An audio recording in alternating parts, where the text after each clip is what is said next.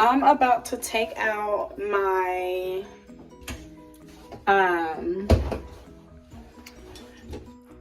extensions with the closure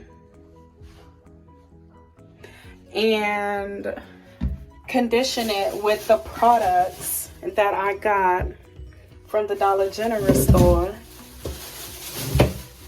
And I had to go get some golden antibacterial because my mama said it was good for my face. So we gonna see.